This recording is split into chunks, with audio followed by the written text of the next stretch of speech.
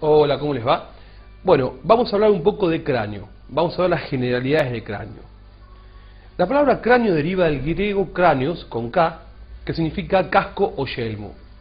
Y es una caja ovoidea, ósea obviamente, de aproximadamente 1200 centímetros cúbicos, que se contacta en la parte anterior e inferior con el macizo facial.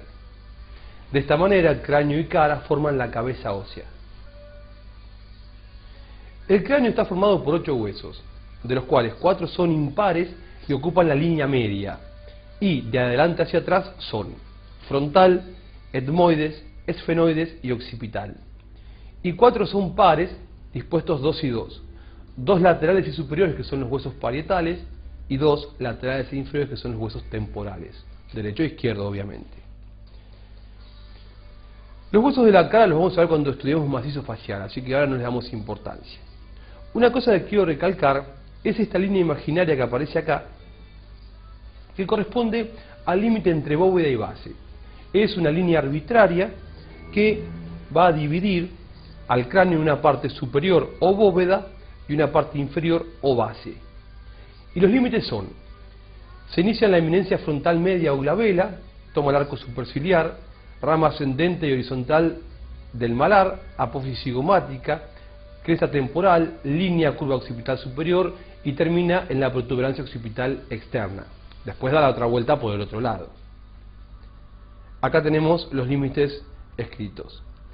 Vemos que de esa línea imaginaria para arriba estamos hablando de bóveda craneana y de esa línea para abajo hablamos de base de cráneo. Bóveda y base pueden ser estudiadas desde afuera, describirlas desde afuera, lo que es una vista exocraneal, o bien hacerlo desde adentro, lo que es una vista endocraneal. Respecto de la arquitectura de los huesos del cráneo, vamos a ver que están formados por 2 tablas separadas por un tejido esponjoso central, la tabla externa y la tabla interna, y en el medio el tejido esponjoso que recibe el nombre de diploe. La tabla externa tiene la particularidad de ser lisa y convexa en la bóveda craneana. Fíjense, esto es un cráneo visto de arriba, desde exocráneo, es lisa y convexa, mientras que en la base del cráneo es anfractuosa con irregularidades, saliencias, espículas, debido a todos los elementos que entran, salen y se insertan en la base del cráneo desde exocráneo.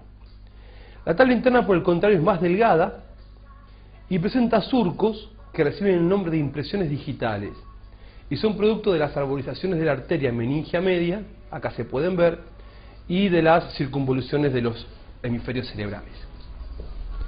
Y otra cosa que es necesario destacar cuando hablamos de arquitectura ósea es estos espacios aéreos que tienen los huesos del cráneo, que son los senos paranasales.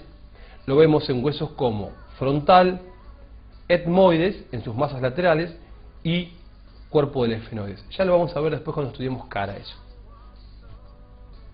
Esta es una base del cráneo vista desde endocráneo. Y acá analizamos los huesos que son impares y medios. De adelante hacia atrás tenemos frontal, que es este.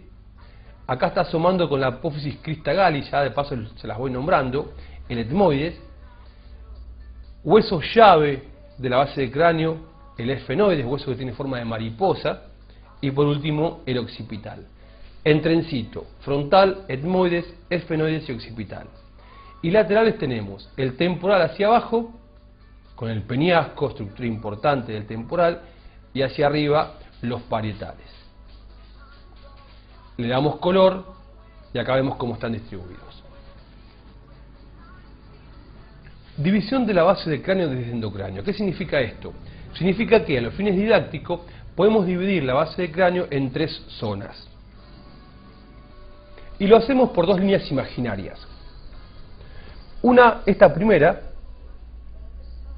que corre por el borde posterior de las alas menores del esfenoides, las apófisis clinoides anteriores y el borde anterior de la silla turca, y del otro lado lo mismo, clinoides anteriores y borde posterior del ala menor del esfenoides.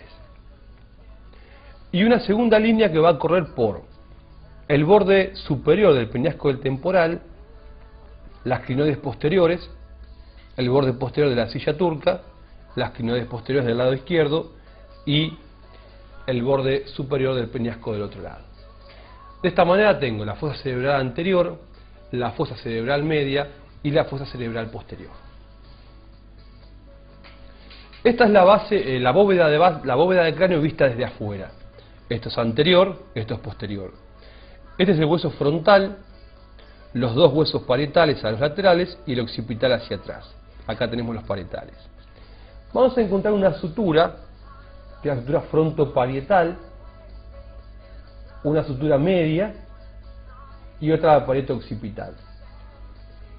Estas suturas reciben el nombre de sutura coronal para la frontoparietal, sutura sagital para la interparietal o parieto-parietal y sutura lambdoidea para la sutura parieto-occipital. Lambdoidea. L-A-M, lamb, doi, D-O-I, dea. Ya que no se las escribí, se las deletreo. Una cosa que tenemos que destacar son los puntos suturales. ¿Qué significa eso? Son puntos donde se unen más de dos huesos. Acá tendríamos uno y aquí tendríamos otro. Y se llaman bregma el anterior y lambda el posterior. Si lo miramos de lateral, vamos a ver que tenemos acá un punto sutural entre frontal, parietal, temporal y esta parte de aquí que es el ala mayor del esfenoides, que se llama pterium. Y hacia atrás tenemos otro punto sutural entre el parietal, el occipital y la porción mastoidea del occipital, que se llama asterium. Pterium y asterium. Entonces, los puntos suturales son 4: bregma, lambda, pterium y asterium. Y por último, volvemos a recordar los límites entre bóveda y base, acá un poquito más grande. Se inicia entonces en la eminencia frontal media glabela, toma el arco superciliar, la rama ascendente del malar, la rama horizontal, la apófisis cigomática, la cresta temporalis, de ahí salta a la línea curva occipital superior y de esta llega, o con esta llega, a la protuberancia occipital externa. Y acá les marcamos frontal, parietal, occipital, temporal y esfenoides, ala mayor del esfenoides. Muchas gracias.